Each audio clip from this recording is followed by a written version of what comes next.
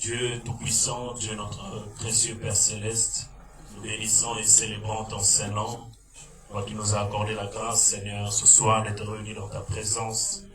Puisse la parole que nous allons lire prendre vie en nous ce soir, puisse-elle être vivifiée par ton esprit, afin de prendre forme dans ton peuple, dans le nom de Jésus-Christ notre Dieu. Nous consacrons la lecture et la compréhension de la parole à toi, dans le nom de Jésus-Christ notre Dieu. Puisses-tu mettre l'homme de côté, Seigneur, et, ô Dieu, descendre par ton esprit, parler à ton peuple, relevant et réveillant ton peuple par ton esprit, au nom de Jésus-Christ notre Dieu, nous disons Amen. Amen. Amen. Amen. Pendant qu'on est debout, nous allons prendre une ou deux écritures. Amen. Christ, notre Pâque, a été immolé. Amen. Amen. Ce sera ça notre thème pour aujourd'hui. Nous allons lire dans 1 Corinthiens chapitre 5, le verset 7. 1 Corinthiens chapitre 5, le verset 7. Vous y êtes? 1 Corinthiens chapitre 5, verset 7. Faites disparaître le vieux levain, afin que vous soyez une pâte nouvelle, puisque vous êtes sans levain, car Christ, notre Pâque, a été immolé. Amen. Vous pouvez vous asseoir. Nous allons lire les autres écritures au fur et à mesure. Que le Seigneur vous bénisse tous ce soir. Que le Seigneur bénisse ceux qui sont en train de nous suivre sur les réseaux sociaux. Amen. Que la même dynamique de l'Esprit qui est ici puisse vous suivre là où vous êtes. Amen. C'est le 4e jour de notre série de réunions. Et je prie que la bénédiction du 4e jour soit sur chaque personne. Oh, tu ne m'as pas écouté. Je prie que la bénédiction du 4e jour soit sur chaque personne. Non, tu n'as pas bien compris que la bénédiction du 4e jour soit sur chaque personne. Tu as bien voulu que ce soit le 4e jour qu'il établisse les luminaires afin que cela puisse marquer les époques. Et je prie que ce 4e jour marque une nouvelle époque pour toi. Que cela puisse marquer une nouvelle saison pour toi. Une saison de liberté, une saison de délivrance totale, une saison de percée et de gloire. Oh, quelqu'un dit Amen. C'était aussi à la 4e veille de la nuit que Christ était en train de marcher sur les eaux. Pendant que les eaux étaient troubles et que son peuple était dans la tourmente. C'est à la 4e veille de la nuit que Christ était en train de marcher sur les eaux, montrant qu'il est le maître des temps et des circonstances. Tu pouvais être en train de passer des temps très troubles, mais à la 4e veille de la nuit, le Seigneur a apparu. À l'heure dite la plus sombre, là, Jésus vint. Et je prie que ce soir, peu importe le trouble dans lequel tu pouvais vivre, que le Seigneur apparaisse. Que le Seigneur intervienne. Que le Seigneur vienne à ton secours. Amen. J'ai eu l'impression que Dieu a attendu le 4e jour de l'ensevelissement de Lazare pour intervenir. Amen. Pendant qu'il était quasi impossible que sa résurrection soit évidente, Dieu a attendu le jour de l'impossibilité afin de révéler la possibilité. Peut-être que tu passais une situation impossible selon les hommes, mais quand Dieu descend, il révèle la possibilité. Oh, quelqu'un ne m'a pas suivi. Quand tu passes une situation d'impossibilité, c'est là que Dieu descend pour révéler la possibilité. Oh, quelqu'un dit Amen. Qu'importe cette situation, le lien, le chaîne, Amen. Que le Seigneur descende et révèle la possibilité. Oh, que le Seigneur descende et révèle la possibilité. Parce que Christ, notre Pâque, a été immolé. Amen. Nous allons avoir un sous-thème que nous allons intituler La mort de Christ et ses implications pour le croyant. Amen. Puisque Christ, notre Pâque, a été immolé. Alors il faut bien qu'on comprenne quelles sont les conséquences, quels sont les bénéfices et pour que représente la mort de Christ pour chacun d'entre nous. Pour quelqu'un dit Amen. Amen. Sinon la mort de Christ serait une mort ordinaire. Sinon ça ressemblerait à la mort de tous les 2 voleurs qui étaient avec lui à la croix. Si sa mort n'a pas d'implication pour les croyants, alors c'est une mort ordinaire. Quelqu'un dit Amen. Et tout croyant devrait savoir quelles sont les implications ou quelles sont les conséquences. Amen. Quels sont les bénéfices de la mort de Christ pour sa vie. Quelqu'un dit Amen. Parce que tout homme qui est né dans ce monde a suivi son cycle de vie. Donc il est né, a commencé à croître jusqu'à ce qu'il a vieilli, jusqu'à sa mort. Amen. Ils ont donc suivi la loi de la chair. Ils voudraient que toute chair qui a été tirée de la terre, qui est poussière, retourne à la poussière. Quelqu'un dit Amen. Quelqu'un dit Amen. Il y a un homme dont la venue a été annoncée d'avance, dont la mission a été annoncée d'avance, plus de 2000 ans avant. Quelqu'un dit Amen. Les gens ont parlé de ce qu'il devrait être. Les gens ont parlé de ce qu'il devrait faire, et cet homme n'est autre que le Seigneur, notre précieux Seigneur, Jésus-Christ de Nazareth. Non, j'insiste de Nazareth. Parce que ce monde a maintenant beaucoup de Jésus, moi j'insiste de Nazareth. Quelqu'un dit Amen. C'est l'homme qu'on a annoncé la venue bien avant, plus de 2000 ans avant son apparition, on a annoncé sa venue, on a aussi annoncé sa mission. Quelqu'un dit Amen. On a annoncé que son apparition physique, ce serait Dieu manifesté de la chair humaine. Quelqu'un dit Amen. Ce serait quelqu'un qui devait être source de bénédiction pour son peuple. Source de salut pour son peuple. Quelqu'un dit Amen. Source de guérison pour son peuple. Source de réconciliation pour son peuple. Et je suis en train de parler du Seigneur Jésus-Christ. Quelqu'un dit Amen. Source de réconciliation entre l'homme et Dieu. Amen. Cet homme n'est pas un homme ordinaire. Quand vous vous amusez avec les comparaisons des hommes, ne faites pas de comparaison entre Jésus et n'importe quel homme. Oh, quelqu'un dit Amen. Quand vous vous amusez dans la religion avec les comparaisons des hommes de Dieu, déclassez-moi Jésus. Quelqu'un dit Amen. Faites vos amusements de comparaison entre les hommes de Dieu. Mais évitez de faire des comparaisons entre les hommes de Dieu et leur Dieu. Parce que Jésus-Christ est le Dieu des esprits de prophètes. Donc si vous vous amusez à comparer un prophète avec son Dieu, vous êtes en train de blasphémer. Quelqu'un dit Amen. Ça dit que ne vous amusez pas à comparer un homme de Dieu avec celui qui l'a envoyé. Quelqu'un dit Amen. Parce qu'on a dit que l'apôtre n'est pas plus que celui qui l'a envoyé. Quelqu'un dit Amen. Donc ne vous amusez pas avec ce jeu dangereux de religion. Pour comparer un homme envoyé de Dieu avec le Dieu qui l'a envoyé. Quelqu'un dit Amen. Donc Jésus est l'incomparable. Jésus est l'inestimable. Donc quelqu'un dit Amen. Jésus ne peut pas être comparé avec celui qui l'a envoyé, peu importe la gloire que l'envoyé a portée. Parce que la gloire que l'envoyé a portée, c'est la gloire de Dieu, qui lui a été concédée pour un certain temps. Quelqu'un dit Amen. Donc peu importe ce qu'un homme de Dieu peut révéler, on ne peut pas le comparer à son envoyé. On ne peut pas le comparer à son Seigneur. Quelqu'un dit Amen. Donc peu importe ce que tout homme de Dieu a été, peu importe la gloire qu'il a accompagnée, c'est la gloire de Dieu.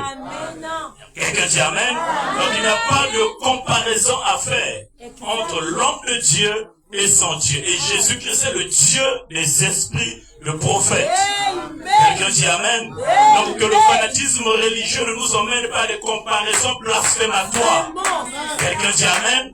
Que les gens qui se tiennent derrière la chair pour comparer, ou peu importe quel homme de Dieu, ou William Branham avec notre Seigneur Jésus-Christ, ou Tommy Osborne avec notre Seigneur Jésus-Christ, ça ne passera pas, ça n'avait jamais passé et ça ne passera jamais.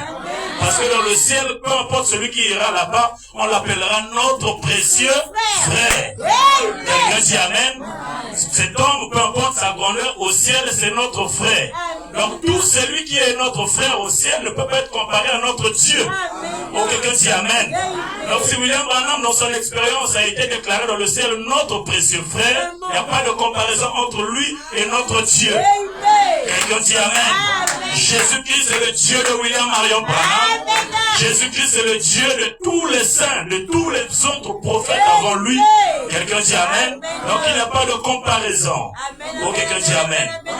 Même crucifié, si la mort de Jésus-Christ n'a pas d'implication pour notre vie, alors ça reste une mort ordinaire. Ce n'est donc pas différent de la mort de deux voleurs, comme je l'ai dit à côté. Quelqu'un dit Amen. Si cette mort n'a pas d'incidence dans nos vies, n'a pas de bénéfice, nous ne bénéficions pas de la grâce de la mort du Seigneur Jésus-Christ, alors c'est une mort ordinaire. C'est des millions et des millions de personnes qui sont mortes avant lui, et des gens, des millions qui sont morts après lui. Quelqu'un dit Amen. Donc cette mort n'aurait pas de gloire. Mais je suis venu vous informer que la mort du Seigneur Jésus-Christ a des implications dans notre vie. Quelqu'un dit Amen. Nous avons du bénéfice à savoir que Christ est mort pour nous. Quelqu'un dit Amen. Tous les athées peuvent nous trouver de fous, mais oui, la foi est un petit brin de folie pour les hommes ordinaires. Quelqu'un dit Amen. Les hommes de ce monde, quand nous disons nous croyons au Seigneur Jésus-Christ, nous prennent pour les fous. Quelqu'un dit Amen. Mais nous savons de quoi nous parlons comme nous avons dit hier. Quelqu'un dit Amen. Il est donc plus que nécessaire pour nous de connaître ce que représente la mort de Christ pour nous. N'est-ce pas? Il est donc plus que nécessaire pour nous en tant que croyants de savoir ce que c'est que, enfin ce que représente la mort de notre Seigneur Jésus-Christ pour nous. Est-ce que tu veux le savoir ce soir? Est-ce que tu soupires après la connaissance, même théologique, de ce que représente la mort de notre Seigneur Jésus-Christ pour toi? Amen. Parce qu'il faut que tu en sois conscient.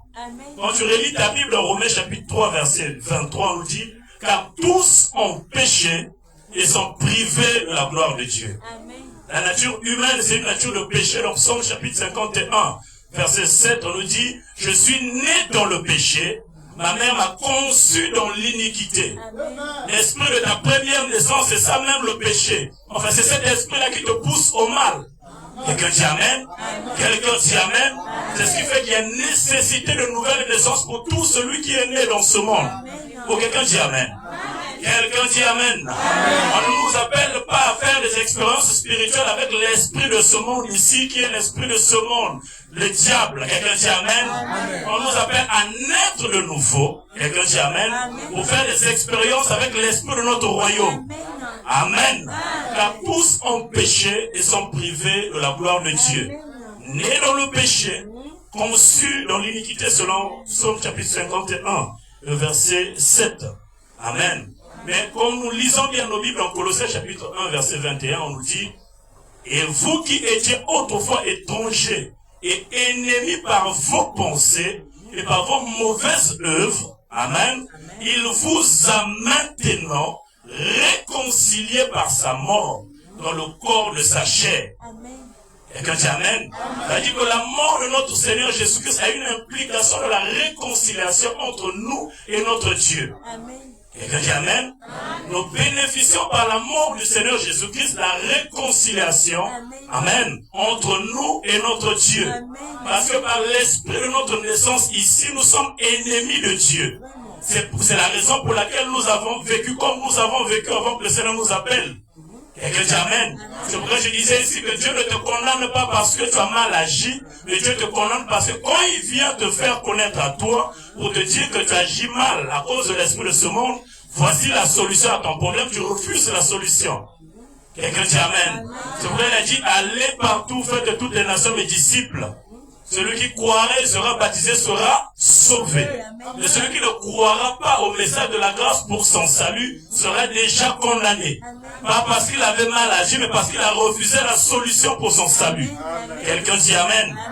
Quelqu'un dit Amen. Romains chapitre 5, la Bible nous dit, mais Dieu prouve son amour envers nous.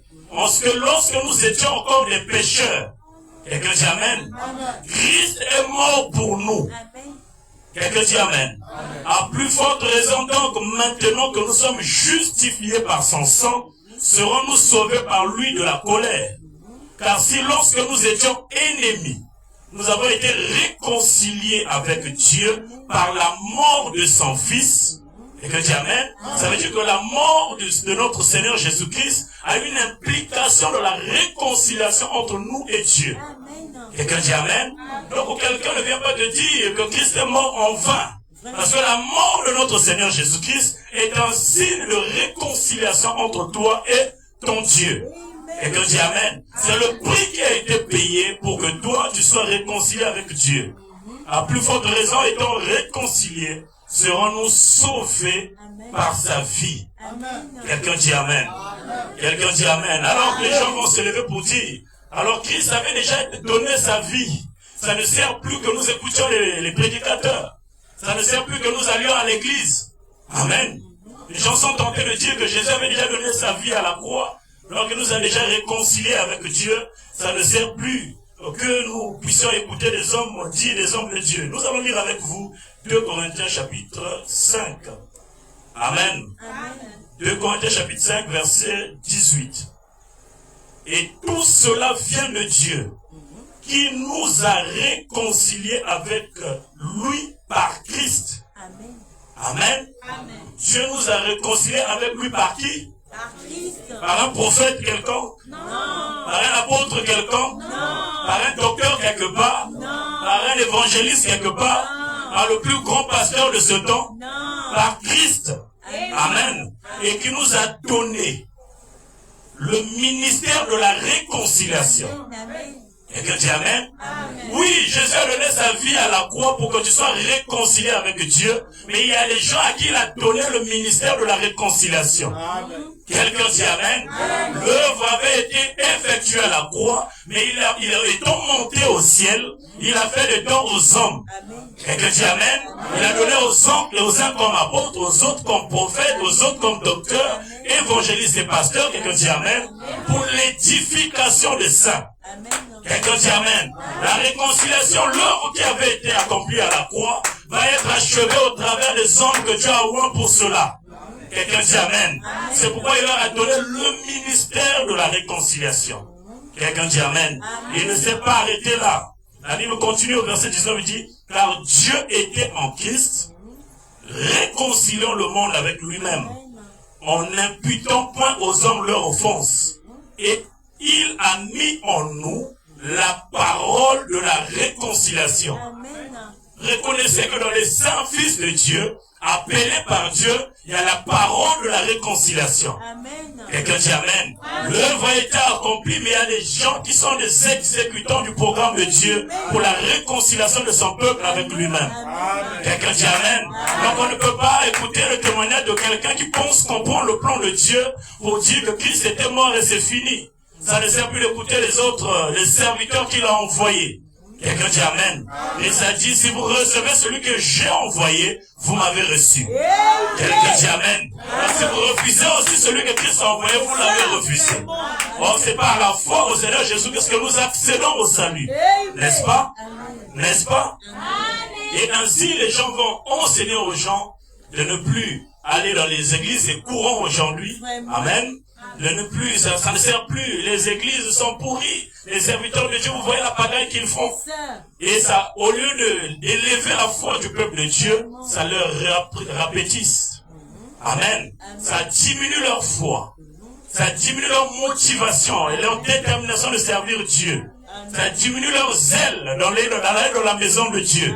Alors que Paul, en parlant aux Hébreux, dans Hébreux chapitre 10, verset 25, il dit, n'abandonnons pas notre assemblée comme c'est la coutume de quelques-uns. Quelqu'un dit Amen. Et c'est encore une réprimande pour le corps de Christ aujourd'hui. De ne pas abandonner leur assemblée à cause du fait que quelqu'un s'est mal réveillé là-bas et il pense qu'il doit plus aller à l'église et il va sur les réseaux sociaux faire toute une vidéo pour vous emmener à suivre sa pensée. Vous n'avez pas d'autre pensée à suivre que la pensée de Dieu qui a été exprimée et qui a été transcrite, que nous appelons la parole de Dieu, la Bible. Quelqu'un dit Amen. Quelqu'un dit Amen. C'est la Bible qui dit, n'abandonnons pas nos assemblées, n'abandonnons pas nos assemblées. Quelqu'un dit Amen. C'est donc un appel à tous les croyants dans le monde entier d'avoir une église d'appui. Quelqu'un dit Amen. Tu ne peux pas te dire chrétien, croyant, et tu n'as pas une église d'appui. Tu n'as pas un lieu où tu vas adorer Dieu. Tu n'as pas un lieu où tu te réunis avec les saints. Quelqu'un dit Amen. Oh non, je prie Dieu. On ne prie pas Dieu seulement à la maison. On doit avoir une assemblée où on est attaché. Quelqu'un dit Amen. Quelqu'un dit Amen. C'est aussi ça le christianisme. Vous n'allez pas emmener votre coutume du monde dans la maison de Dieu ou dans les choses de Dieu. Quelqu'un dit Amen. Vous devez avoir une assemblée d'appui. Oh, quelqu'un dit Amen. Parce que Dieu veut vous réconcilier avec lui. Il a payé le prix pour cela. Et il a oint les hommes pour que cette réconciliation soit effective jusqu'à ce qu'il vienne. Quelqu'un dit Amen. Que vous ne puissiez pas sombrer dans le mal alors qu'il a payé le prix de la réconciliation. C'est pourquoi il a envoyé les hommes oints commissionnés pour ça. Et vous devez apprendre à aimer et soutenir ces oints que Dieu a envoyés pour votre réconciliation avec Dieu. Quelqu'un dit Amen. Qu'il fasse partie de ta confession ou pas, tu dois apprendre à l'aimer. Amen. Amen. Par la mort de Christ, nous avons la grâce de recevoir le pardon de nos péchés. C'est la deuxième implication. Quelqu'un dit Amen. Nous avons la grâce de recevoir le pardon de nos péchés. Dans Romains chapitre 8, le verset 1, on nous dit, il n'y a donc plus aucune condamnation pour ceux qui sont en Christ Jésus. Amen. Et le religieux va se dire, non, donc il n'y a plus aucune condamnation. Donc, je peux faire ce que je veux. C'est pourquoi le ministère de la réconciliation est important. Quelqu'un dit Amen. Ça va te rappeler que oui, on a payé le prix pour le pardon de ton péché, mais il faut que tu montres par reconnaissance à Dieu, quelqu'un dit Amen, que tu apprécies l'œuvre qui a été achevée pour toi à la croix. Quelqu'un dit Amen. Aujourd'hui, nous retrouvons des croyants qui vont vivre comme ils le veulent, parce qu'il semblerait-il que Christ avait donné sa vie à la croix, et qu'il n'y a donc plus aucune condamnation. Et donc, ils peuvent vivre comme ils veulent. Tu avais déjà tout réglé. Mais sinon, on ne dirait pas que rechercher la paix avec tous est la sanctification sur laquelle personne ne verra le Seigneur. Quelqu'un dit Amen. Sinon, ce détail-là ne serait pas ajouté. Quelqu'un dit Amen. Ça veut dire qu'il ne faut pas qu'il y ait une mauvaise compréhension de ce texte. Quelqu'un dit Amen. Christ a donné sa vie comme gage pour le pardon de nos péchés, mais il faut que nous puissions recevoir l'esprit de l'œuvre qui a été achevée. Afin que nous puissions vivre selon l'esprit. Quelqu'un dit Amen. Vivre et non selon la chair. Oh, quelqu'un dit Amen. Jean a pointé Jésus-Christ comme étant l'agneau de Dieu qui ôte le péché. Amen. Pas qui vient couvrir nos péchés, mais qui vient ôter nos péchés. Et c'est ce Jésus dont nous parlons ici. Amen. C'est en lui que nous avons la rédemption par son sang et le pardon de nos péchés. Aucun autre homme de Dieu, aucun autre prophète, plus grand soit-il, Amen, n'a la grâce ou dont la mort a eu l'implication de pardon de tes péchés. Quelqu'un dit Amen. Oh non, nous avons été sauvés par le sang d'un tel ou d'un autre homme de Dieu qui a été mort d'une manière ou d'une autre. Ce n'est pas ça le signe de ton salut. Ce n'est pas celui qui avait été annoncé. Quelqu'un dit Amen. Sinon cet homme-là serait Dieu. Nous comprenons que vous adorez ces hommes parce que celui qui devait mourir pour toi, ce n'était pas un homme ordinaire. Ça ne devrait pas être un homme ordinaire. Ça devait être Dieu qui devait donner sa vie pour que toi tu sois sauvé. Quelqu'un dit Amen. Donc si tu crois que cet homme ordinaire qui a été utilisé par Dieu, par son sang t'a sauvé, c'est l'une des plus grandes hérésies qui soit. Quelqu'un dit Amen.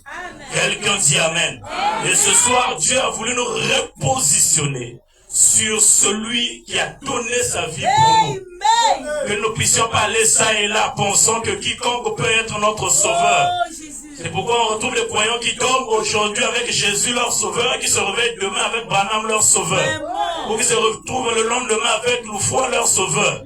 Ou qui se retrouvent le jour d'après avec Imbangu leur sauveur parce qu'ils ne connaissent pas le sujet d'adoration. Parce qu'il n'a pas eu un enseignement parfait sur le sujet d'adoration.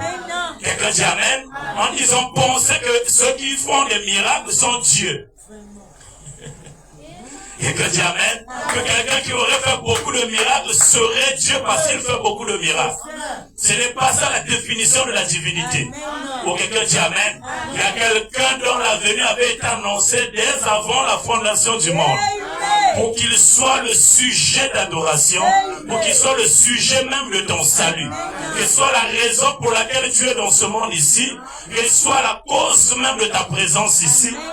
quelqu'un dit Amen, qu'il soit le moyen par lequel tu vas retourner dans tes demeures célestes. Quelqu'un dit Amen. Par la mort de notre Seigneur Jésus-Christ, nous avons la possibilité de vaincre la mort. Amen. Défi pour tout humain. Amen. Amen. Tout humain sait que quand je nais ici, finalement, je finirai donc par mourir. Tout humain sait que, on a dit, tu es poussière, tu retourneras à la poussière, mais par la mort de notre Seigneur Jésus-Christ, nous avons reçu la grâce de la résurrection. Amen. Pour quelqu'un dit Amen. La grâce de posséder la vie éternelle. Amen. Pour quelqu'un dit Amen. C'est la quête de tout homme spirituel dans ce monde ici, chercher à vivre éternellement. Amen. Même les scientifiques sont dans ces exercices-là, de faire que l'homme puisse vivre éternellement. Beaucoup de scientifiques se sont lancés dans cet exercice de faire que on puisse copier les données de l'esprit humain et le transposer dans une forme mécanique, un robot, pour que l'homme qui meurt ici dans la chair puisse continuer à vivre dans une forme robotique. Amen. Pourquoi? Parce que tout homme cherche à vivre éternellement. Mais il n'y a que par Christ que vient la vie éternelle. Oh, il n'y a que par Christ que vient la vie éternelle. Là où la vie éternelle est donnée aussi simplement, les gens ne veulent pas ça. Ils préfèrent investir des milliards dans la robotique pour faire que l'homme vive éternellement dans les robots. Quelqu'un dit Amen. C'est un projet qui est d'avance et d'office échoué. Quelqu'un dit Amen. Parce que la venue de notre Seigneur Jésus-Christ prouvera que c'est un projet qui est non-événement. Ça n'arrivera jamais qu'un robot vive éternellement. Ou qu'un homme, l'esprit, soit transposé dans une machine pour vivre éternellement. Dieu a voulu que ce corps mortel revête l'immortalité. Oh, quelqu'un dit Amen. Ce corps mortel que tout le monde sait être mortel va revêtir l'immortalité de par notre Seigneur Jésus-Christ. Quelqu'un dit Amen. C'est pourquoi Paul dit, si l'esprit qui a ramené Jésus-Christ donc les morts habite en vous, il ramènera aussi à la vie vos corps mortels. Quelqu'un dit Amen. Quelqu'un dit Amen. C'est pourquoi quand Paul parlait aux Corinthiens, il leur dit, oh mort, où est ton aiguillon? Amen. Oh mort, où est ta victoire? Pourquoi Christ a vaincu la mort? Christ a vaincu la mort. Même s'il arrivait que prématurément tu partais, il y a une promesse de restauration, il y a une promesse de résurrection, il y a une promesse de vie éternelle pour toi. Quelqu'un dit Amen. La mort ne nous fait plus peur. C'est pourquoi Paul dit aux Philippiens, il dit, la mort m'est un gain. Vraiment. La mort me dit, quand on m'informe que je vais mourir, je suis très content parce que je rentre dans les demeures célestes. Je repars auprès de papa. Quelqu'un dit Amen. Les autres ont peur de la mort parce qu'ils sont inconscients de ce qui leur attend. Ils le savent, ils ont peur de ce qui leur attend de l'autre côté. Mais nous savons où nous allons. Nous savons que nous avons vécu selon la nature de notre royaume. Donc nous allons être aspirés par notre royaume. Nous allons repartir dans nos demeures célestes. Quelqu'un dit Amen. La mort m'est un gain. Il s'est dit avant, il dit celui qui croit en moi, même quand il serait mort, quelqu'un dit Amen, il reviendra à la vie. Ça veut dire que s'il arrive qu'il meure avant ma venue, quelqu'un dit Amen, quand je reviendrai, il sera ramené à la vie. Quelqu'un dit Amen. Maintenant, Paul, en parlant aux Thessaloniciens, il dit, nous qui serons restés vivants, quand le Seigneur reviendra, nous serons ravis avec lui. Nous ne mourrons point. Oh, quelqu'un dit Amen. Il y a des gens qui ne mourront point. Amen. Ce n'est pas une promesse pour l'humanité. C'est une promesse pour les fils et les filles de Dieu qui ont donné leur vie au Seigneur Jésus-Christ et qui attendent la venue du Seigneur Jésus-Christ. Quelqu'un dit Amen. Quelqu'un dit Amen. C'est ces peuples-là qui vont être changés, transformés. Dont les corps vont passer du corps mortel au corps immortel. Et c'est une promesse qui t'est donnée grâce à la mort de notre Seigneur Jésus-Christ. Est-ce qu'on peut donner un acclamation pour cet homme? C'est Dieu dans une forme humaine qui est venu ouvrir ses implications pour toi.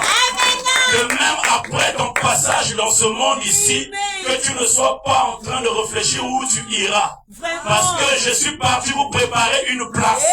C'est ce que Jésus a dit avant de partir. Il dit, je suis parti vous préparer une place. Afin que là où je suis, vous, pas tout le monde, vous y soyez aussi. Donc quand tu meurs, tu sais où tu vas. Ok, tu amènes. Parce que ton Seigneur t'a déjà préparé une demeure céleste. Tu sais que tu ne vas pas dans la perdition. Ok, tu amènes. Parce que le Saint-Esprit ne va pas dans la perdition. Le Saint-Esprit repart dans la sainte demeure de Dieu. C'est là ta demeure, quelqu'un dit Amen. C'est là que Dieu t'attend. Amen. Donc par la mort de notre Seigneur Jésus-Christ, nous avons la victoire sur la mort de notre chair. Parce que nous ne pouvons pas mourir. C'est pourquoi on a dit, vous passez de la mort à la vie, comme vous croyez au Seigneur Jésus-Christ. Vous ne mourrez plus. Votre corps peut s'arrêter de fonctionner. Quelqu'un dit Amen. Mais vous continuez à exister en Christ. Quelqu'un dit Amen. Parce que vous possédez la vie éternelle. Parce que vous êtes appelés à vivre éternellement avec Dieu. C'est cela votre portion. C'est cela ta promesse. C'est cela que le Christ vient exécuter en ce temps ici. Quelqu'un dit Amen. C'est par la mort de notre Seigneur Jésus-Christ que nous avons droit à la nouvelle naissance. Quelqu'un dit Amen. C'est par la mort de notre Seigneur, enfin, hors de la mort du Seigneur Jésus-Christ, il n'y a pas de nouvelle naissance. Au nom nous avons reçu, il n'y a pas de nouvelle naissance. Nous avons reçu, il n'y a pas de nouvelle naissance là-bas, si ce n'est au nom en Christ. Quelqu'un dit Amen. Si ce n'est en Christ que nous avons la possibilité de naître de nouveau. Ça semblait être une nouvelle doctrine au temps de Jésus-Christ. Quand il voit le docteur de la loi, Nicodème, pour lui dire, il faut que tu naisses de nouveau. Amen. Il n'a pas dit il se peut, ou il se pourrait, ou il risquerait. Non, non, il faut. C'est une nécessité pour tout croyant de naître de nouveau. Quelqu'un dit Amen. C'est une obligation pour tout croyant de naître de nouveau. Amen. Donc de devenir une nouvelle créature. C'est pourquoi on dit clairement dans 2 Corinthiens chapitre 5 verset 17, si quelqu'un est en Christ, il devient quoi? Oh, si quelqu'un est où? Si quelqu'un est où? Si quelqu'un est où? Donc, si tu es ailleurs, est-ce que tu vas devenir une nouvelle créature? Est-ce que si tu es ailleurs, je ne vais pas citer ici, si tu es ailleurs, est-ce que tu vas devenir une nouvelle créature? Si quelqu'un est en Christ, quelqu'un dit Amen, il devient une nouvelle créature. Donc la loi du devenir se cache en Christ. C'est en Christ que tu quittes de la créature charnelle dans la créature surnaturelle. Quelqu'un dit Amen. En la créature ordinaire, en la créature divine. En fait, ceux qui vont rentrer dans la nouvelle Jérusalem, c'est seulement ceux qui sont devenus des nouvelles créatures. Donc si tu ne t'es pas arrangé ici à devenir une nouvelle créature, la nouvelle Jérusalem ne t'appartient pas. Que dit Amen. Ceux qui vont rentrer dans la nouvelle Jérusalem qui a été préparée, quelqu'un dit Amen, c'est ceux qui sont devenus des nouvelles créatures. Mais c'est ceux qui sont en Christ. Quelqu'un dit Amen. Mais la question on va me poser, mais comment entrer en Christ? Puisqu'on a dit pour devenir une nouvelle créature, il faut entrer en Christ, n'est-ce pas? Mais comment donc entrer en Christ? Quand vous lisez bien vos Bibles en 1 Corinthiens chapitre 12, verset 13, la Bible dit, c'est baptisé par un seul esprit que nous formons un seul corps. Et ce corps-là, c'est pas votre église. Oh, quelqu'un dit Amen. Ce corps-là, c'est pas votre courant de pensée.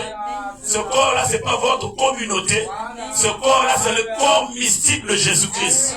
On rentre là-bas par la nouvelle naissance, par le baptême du Saint-Esprit. C'est pas un seul, pas par l'esprit des églises du message, pas par l'esprit des églises pentecôtistes, pas par l'esprit des églises baptistes, pas par l'esprit des églises des assemblées de Dieu. Ou si tu nais de l'esprit des assemblées de Dieu, tu rentres en Christ. Non. On a dit par un seul esprit. Quelqu'un dit Amen. Nous rentrons en Christ en formant un seul corps, ce qu'est le corps de Christ. Quelqu'un dit Amen. Tu veux rentrer dans le corps de Christ? Oui. Mais comment? C'est par le baptême du Saint-Esprit. Amen. Quelqu'un dit Amen. C'est pourquoi Paul n'avait pas un message aussi compliqué. Quand il arrive à Éphèse, en Acte chapitre 19, il pose une question claire. Amen. Même si vous avez bien ou mal compris les enseignements de Jean-Baptiste en tant que prophète, il vous pose une question simple et claire. Avez-vous reçu le Saint-Esprit depuis que vous avez cru? Quelqu'un dit Amen. Amen. Non, nous avons cru le message. Oui. Mais les disciples que Paul a trouvés en Éphèse croyaient aussi au message de Jean. Amen. Ils croyaient au prophète que Christ a dit être le plus grand de tous les prophètes. Vraiment, amen. Comme ceux que nous voyons aujourd'hui. Abraham, c'est le plus grand de tous les... Bon, non, dit ce qu'on ne vient pas. Vraiment. Quelqu'un dit Amen. Amen. Mais avez-vous reçu le Saint-Esprit depuis que vous avez cru? Amen. Parce que l'Esprit qui a animé Paul pour poser ça à ses frères est encore ici. Quelqu'un dit Amen. Amen. Peu importe votre foi, que notre pasteur c'est le plus grand pasteur, c'est très bien.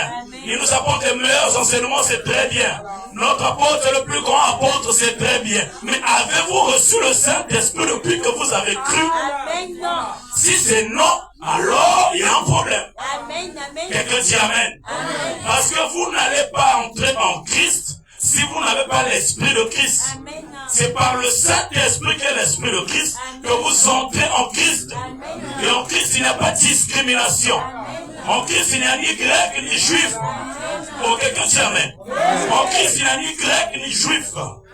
À moins que nous comprenions mal nos Bibles. Mais sinon, 1 Corinthiens chapitre 12, le verset 13 que nous avons lu, il dit, nous avons tous en effet été baptisés dans un seul esprit pour former un seul corps, juif, soit grec, soit esclave, soit libre. Et nous avons tous été abreuvés d'un seul esprit. Oh non, moi je suis des assemblées de Dieu. Avez-vous reçu le Saint-Esprit depuis que vous avez cru? Amen. Amen. Non, moi je suis catholique, non. Avez-vous reçu le Saint-Esprit depuis que vous avez cru? Amen. Non, mais moi je suis des... Est-ce que tu as reçu le Saint-Esprit? Amen, c'est clair. Dieu en descendant ne vient pas te demander tu appartiens à quelle communauté d'abord. Vraiment. Ce n'est pas la question cruciale du royaume de Dieu. Amen, non, Et vraiment. quand tu amènes, Amen. Dieu commence par te demander est-ce que tu as reçu le Saint-Esprit? Amen. Seulement, nous les croyants, les prédicateurs d'aujourd'hui, nous commençons par vous demander vous appartenez à quelle église? Vraiment. Nous voyons que notre vision est en déphasage avec la vision de Dieu sur son peuple. Vraiment. Quelqu'un dit Amen. Dieu te demande est-ce que tu as reçu le Saint-Esprit depuis que tu as cru? Les hommes te demandent tu appartiens à quelle église? Vraiment, c'est ça. Quelqu'un dit Amen. Comme si l'appartenance à une église serait source de ton salut. Vraiment, amen. Quelqu'un dit Amen. Amen. Comme si tu appartenais aux assemblées de Dieu, tu serais le meilleur croyant C'est aujourd'hui. ça, vraiment. Quelqu'un dit Amen. Quelqu'un dit Amen. Amen. Ce n'est pas l'appartenance à cette communauté ou toute autre communauté qui ferait de toi un fils de Dieu sauvé. Amen, amen. Mais Dieu, quand il te rencontre, il dit, avez-vous reçu le Saint-Esprit? Amen. Quelqu'un dit Amen.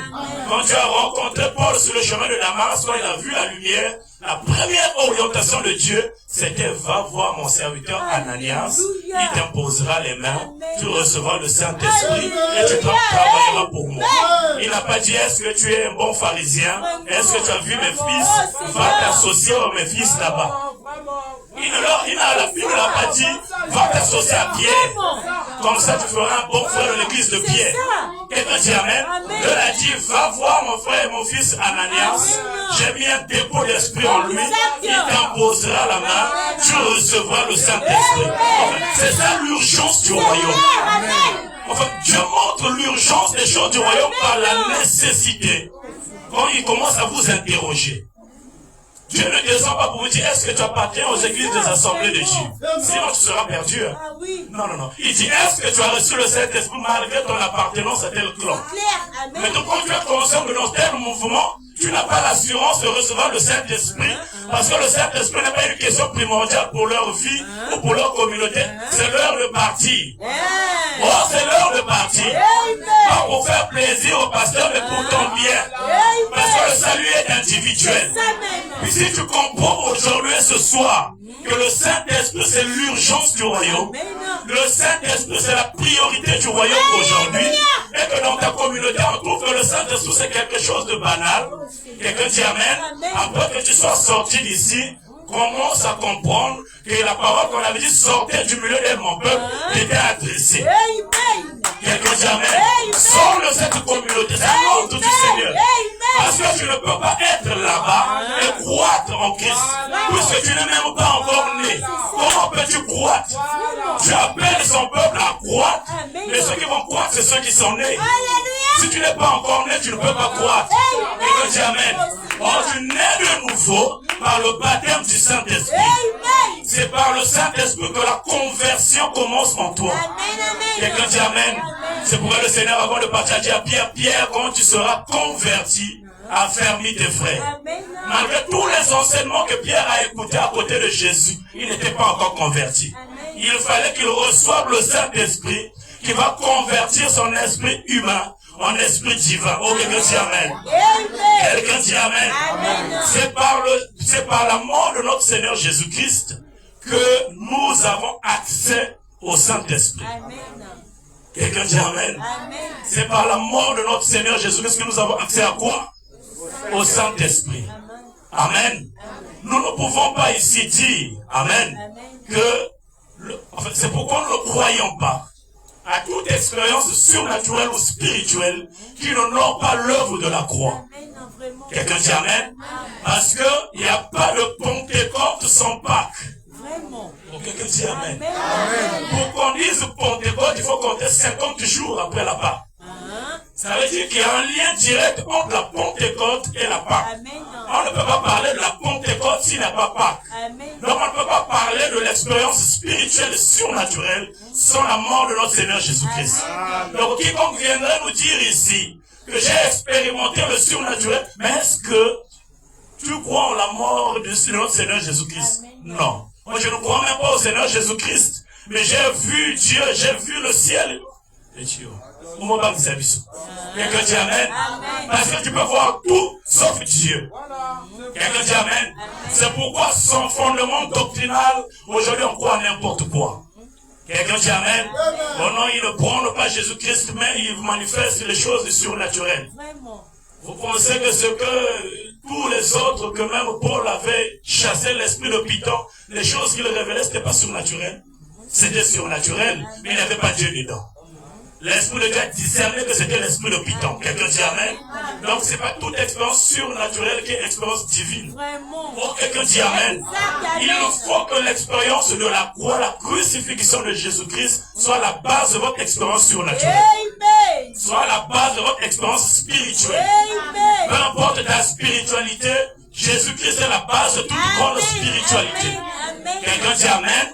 Ce qui fait que nous ne croyons pas à toute spiritualité qui ne n'honore pas Jésus-Christ. Tout esprit qui ne déclare pas que Jésus-Christ est sauveur et Seigneur est anathème. Quelqu'un dit Amen.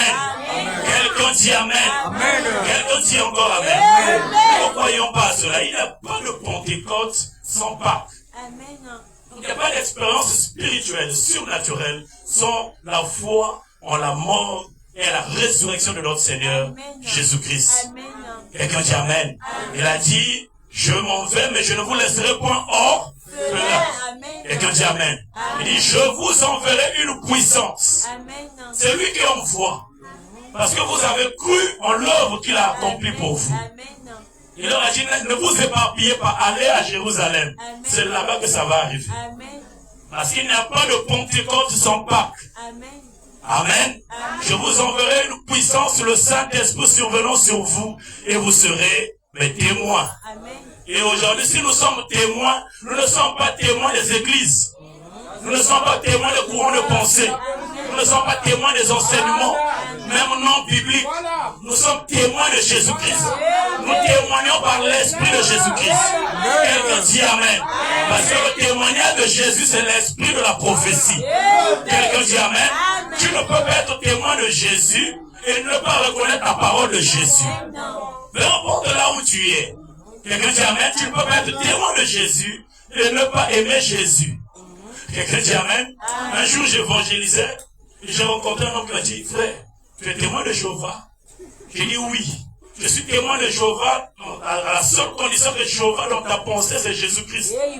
Mais si ce sont deux personnes que tu as divisées, tu as découpées, tu as séparées, alors je ne suis pas témoin de Jéhovah, je suis témoin de Jésus-Christ selon Acte 1, verset 8. Il m'a regardé et dit, ça c'est un frère témoin de Jéhovah compliqué. Parce qu'il pensait que mon enfilage révélait que je suis témoin de Jéhovah. Quelqu'un dit Amen. C'est pas parce que tu as enfilé que tu es témoin de Jésus. Quelqu'un dit Amen. Parce que quand il m'avait vu bien enfilé, c'est vrai, témoin de Jéhovah qui s'habille comme ça. Non, nous nous habillons bien. Quelqu'un dit Amen. Cela ne montre pas que nous nous appartenons à tel clan. Nous ne sommes pas les claniques ici. Nous ne sommes pas les sectaires. Nous sommes les fils et les filles de Dieu. Quelqu'un dit Amen. Nous nous habillons bien parce que ça fait partie de la culture de notre royaume. Quelqu'un dit Amen. Et j'ai dit ce matin pendant que j'étais en train de m'amuser avec les choses de l'esprit, j'ai dit aujourd'hui, ce qui est à la mode, ce sont des beaux garçons, de belles filles qui s'habillent bien, qui se parfument bien, qui sont remplis du Saint-Esprit, qui sont remplis des dons de l'Esprit, qui sont saints d'esprit et saints de corps, qui vont à l'église au lieu d'aller au bar, qui vont à l'église au lieu d'aller dans les boîtes de nuit, qui viennent servir Dieu et qui sont remplis de l'Esprit. C'est ça qui est à la mode. C'est ça qui est à la mode. Le reste, là, ils sont démodés. Quelqu'un dit Amen. Le reste, vous êtes démodés. Si tu as beauté pour le monde, tu es démodé. Ce qui est à la mode aujourd'hui, c'est un beau garçon, une belle fille, bien habillée, bien sapée, remplie du Saint-Esprit, qui donne sa vie à Dieu. Quelqu'un dit Amen. Qui est présent à l'église, qui sert Dieu dans toute sa vie. C'est cela qui est à la mode aujourd'hui. Tu veux être à la mode selon Dieu.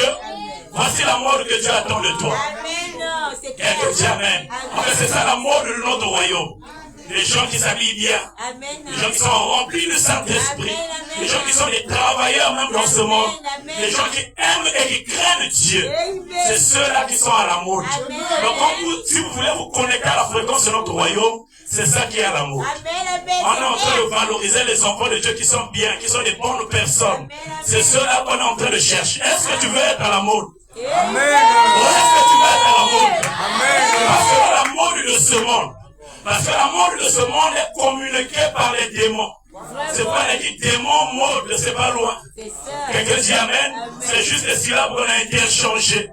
Mode, démon.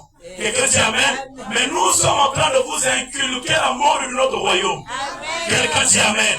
Parce qu'à partir de là, nous savons que nous avons l'assurance de la résurrection. Oh, quelqu'un dit Amen. Nous savons que nous avons la promesse que même si nous mourons aujourd'hui, nous irons dans la présence de notre Seigneur. Quelqu'un dit Amen. Étienne était en train de mourir. Il a vu le Seigneur qui est assis sur son trône s'est levé. S'il disait Seigneur, venge-moi, Dieu peut-être serait en train de le venger. Il a dit papa, il dit Père, prends mon esprit. Et il est parti. La Bible dit il n'est pas mort. La Bible dit ils sont dormis. C'est pourquoi tout fils de Dieu, toute fille de Dieu, même quand le monde dit que tu es mort, tu n'es pas mort. Tu es en train de dormir. Parce que quand Christ va venir, tu vas revenir à la vie. Normalement, la mort ne peut pas te vaincre. Parce que la mort avait été déjà vaincue pour toi. Quelqu'un dit Amen. C'est par le Saint-Esprit. C'est par la nouvelle naissance. C'est par la mort de notre Seigneur Jésus-Christ que nous devenons les ambassadeurs de Christ. Dans Marc chapitre 16, il dit, allez partout. C'est un mandat. Quelqu'un dit Amen. Allez partout, faites toutes les nations mes disciples. Quelqu'un dit Amen. Voici les miracles. Ce sont les attributions des mandataires du royaume. Oh, quelqu'un dit Amen. Voici les miracles qui accompagneront ceux qui auront cru. On n'a pas dit voici les miracles qui accompagneront les pasteurs. C'est pas si j'ai mal lu ma Bible. On n'a pas dit voici les miracles qui accompagneront les apôtres. On n'a pas dit voici les miracles qui accompagneront les prophètes. Voici les miracles qui accompagneront les évangélistes. On a dit voici les miracles qui accompagneront tous ceux qui auront cru. Est-ce que toi tu as cru au Seigneur Jésus-Christ? Est-ce que toi tu as cru au Seigneur Jésus-Christ? Et alors ces miracles doivent t'accompagner. On n'a pas dit que tu vas les suivre. Parce qu'aujourd'hui, on lève que les miracles accompagnent l'église. L'église est en train de suivre les miracles. Ça montre même que vous n'êtes pas dans la condition. Parce que la condition voudrait que les miracles vous accompagnent. Ça dit que vous êtes devant les miracles vous accompagnent. Sauf que là, vous êtes en train de suivre les miracles. C'est-à-dire vous allez à l'église pour suivre les miracles. Non plus pour écouter la parole, mais pour suivre les miracles. Pour suivre les prophéties. Pour suivre tout ce que l'esprit peut disposer. C'est très bien, mais ce n'est pas ça le but de l'esprit. Quelqu'un dit amen. Je veux te réveiller. Je veux que tu vives un réveil personnel. Afin que par toi, il y ait un réveil corporatif. Il y a un réveil qui va toucher d'autres personnes. Il y a un réveil qui va toucher ce pays. Il y a un réveil qui va toucher ce continent. Il y a un réveil qui va toucher l'Europe. Il y a un réveil qui va toucher l'Asie. Il y a un réveil qui va toucher l'Amérique. C'est ce que Dieu veut faire au travers de toi. Maintenant, si tu te positionnes en tant qu'un follower, ou un suiveur, tu vas commencer à suivre les miracles, alors que toi, les miracles doivent t'accompagner. Dieu te donne la condition selon laquelle les miracles vont t'accompagner quand tu suis les miracles. Pourquoi? Parce qu'il n'y a pas d'alliance avec Dieu. Est-ce que ce peuple d'aujourd'hui peut chercher l'alliance avec Dieu par la mort de notre Seigneur Jésus-Christ? C'est la saison favorable pour ça. Dis-moi, dis avec moi, c'est la saison pour cela. C'est le temps pour cela. Ma prière, c'est que toutes les implications de la mort de notre Seigneur Jésus-Christ soient manifestes dans ta vie. Que tu sois en train d'expérimenter les bénéfices de la mort de Jésus-Christ. Parce que Jésus-Christ n'est pas mort en vain. Parce que Jésus-Christ n'est pas mort comme tout homme ordinaire. La foi me dit, je donne ma vie avant de la reprendre. Quelqu'un dit amen. Tous les autres hommes sont dans la tombe. Mais Jésus-Christ est ressuscité dans les morts. Je te dis, Jésus-Christ est ressuscité dans les morts. Quelqu'un dit amen. Il est allé dans les régions inférieures de la terre. Quelqu'un dit amen. Et il a dépouillé toutes les autorités pour toi. Et étant monté au ciel, il a fait des dons aux hommes afin que tu ne manques de rien dans ce monde. C'est ce qui fait que quand tu viens à l'église et que tu es malade, le don de guérison est disponible. Pourquoi? Parce que par les meurtrissures de Jésus-Christ, tu as déjà été guéri. Pas que tu seras guéri, tu as déjà été guéri. Non, on a dit clairement, tu as des passé composé. C'est ça la conjugaison biblique, tu as déjà été guéri. Donc il faut juste que tu croies en l'œuvre achevée.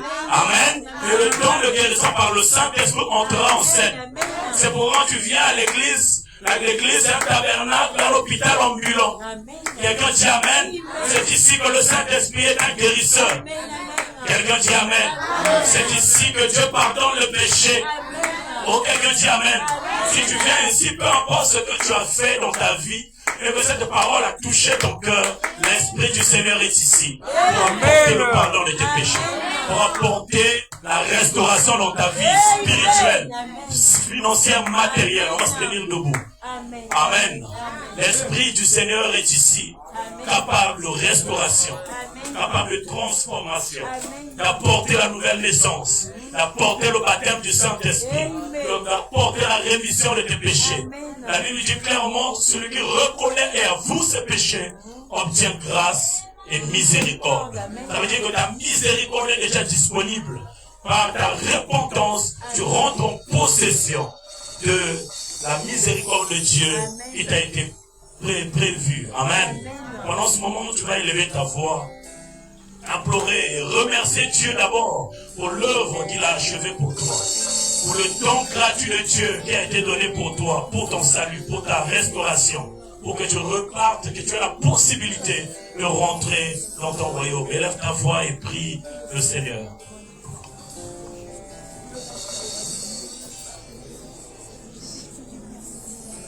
Élève ta voix, prie le Seigneur.